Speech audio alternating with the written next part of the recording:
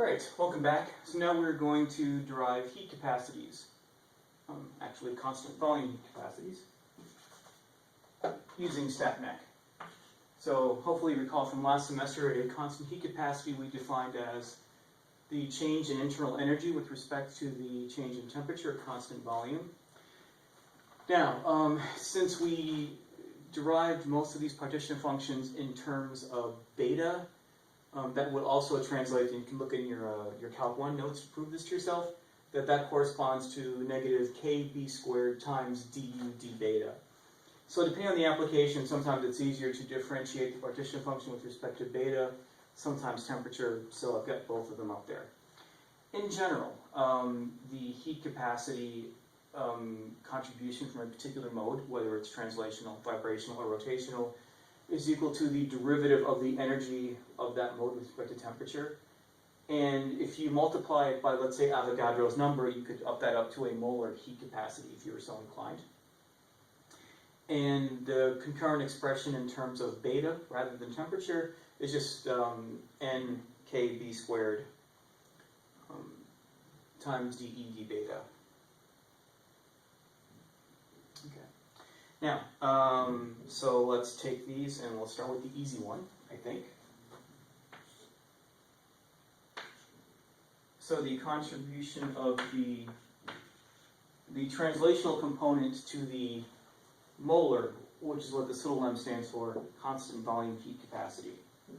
Now, in this case, the temperature one is easiest because we determined that the mean energy, the mean translational energy of something living in 3 dimensions was merely 3/2 kT. That's about as easy as derivative gets. So the translational contribution to the heat capacity is just, to the molar heat capacity, is just 3/2 R, 1/2 per translational mode, X, Y, and Z.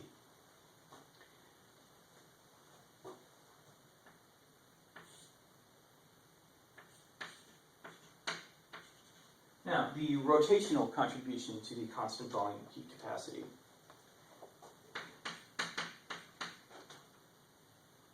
So if the temperature is actually much greater than the rotational temperature, which is not a particularly difficult task to meet,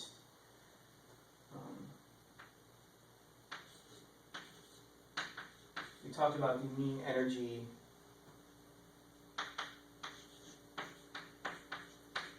for a mole would be NAKT for something linear.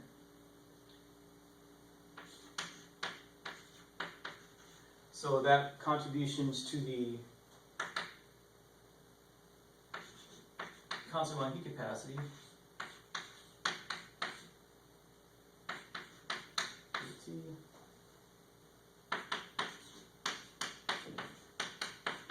is NA times K, or R.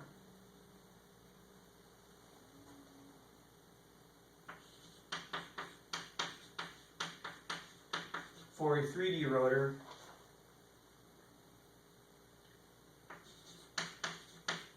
the result ends up being 3/2 R, derived pretty much in exactly the same way.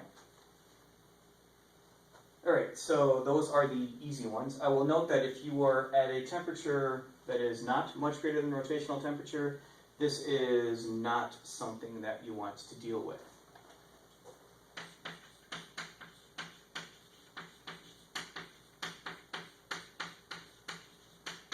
So at these intermediate temperatures, so the extreme is you have full classical population of these rotational states and the classically expected heat capacity contribution, 2/2 R or 3/2 R.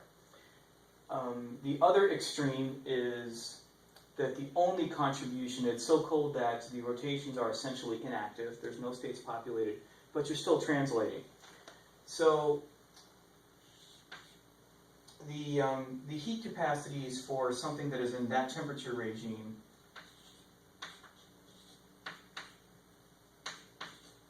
will range from 3/2 R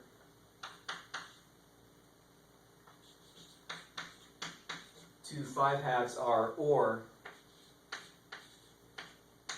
3/2 R to 6/2 R. So this range is no rotational contribution whatsoever. It is only translational.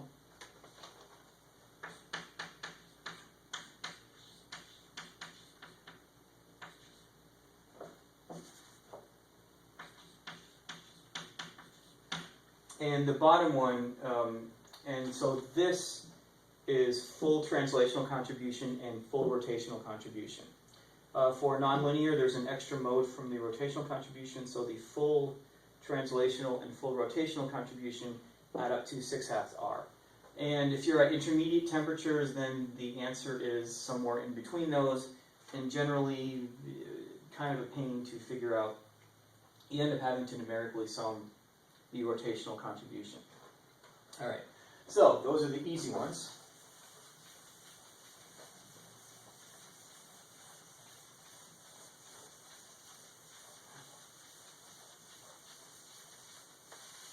Now,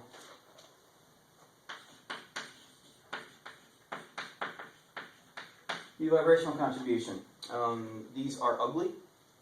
I will just give you the answer, the numerically explicit answer. So the vibrational contribution to the constant volume molar heat capacity is equal to this factor Rf squared, where F is equal to the vibrational temperature divided by the actual temperature times, denominator first, 1 minus e to the negative vibrational temperature over the actual temperature, numerator e to the minus theta v over twice the temperature, 2T. And as before, the vibrational temperature is equal to hc nu bar over k, where nu bar is the frequency in wave numbers and c is the speed of light in centimeters per second. All right.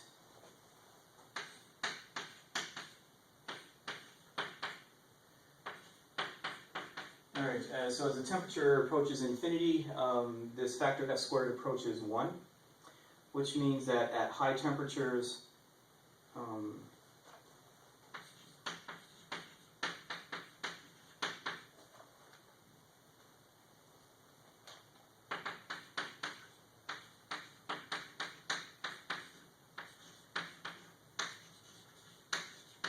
at very high temperatures, let's say hundreds or thousands of kelvins, each vibrational mode,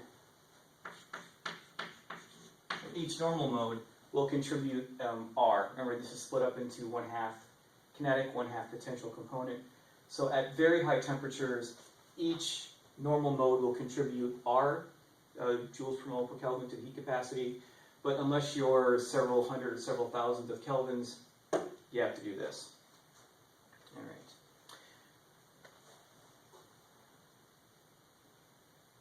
The electronic contribution to the constant volume heat capacity.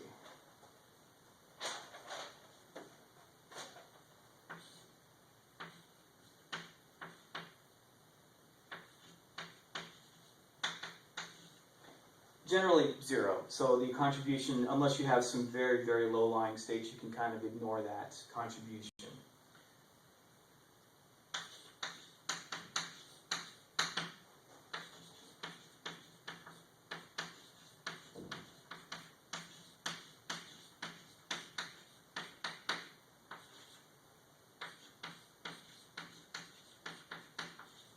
All right, remember, everything we've talked about so far corresponds explicitly to gaseous species. That's why we're talking about rotations and translations for that matter. For solids, the picture is actually in some ways the same and in some ways very, very different. Solids have almost an infinite number of very low frequency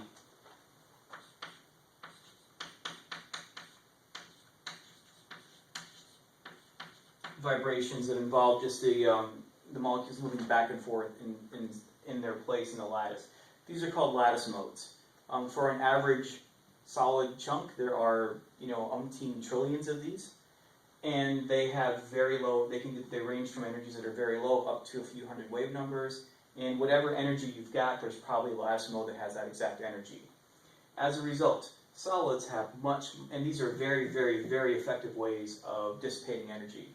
So as a result, these solids typically have much higher heat capacities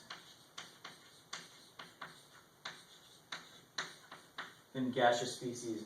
And it's because they have a lot of these lattice modes that are sufficiently low in energy that they are, thermally completely populated or significantly populated, even at room temperature.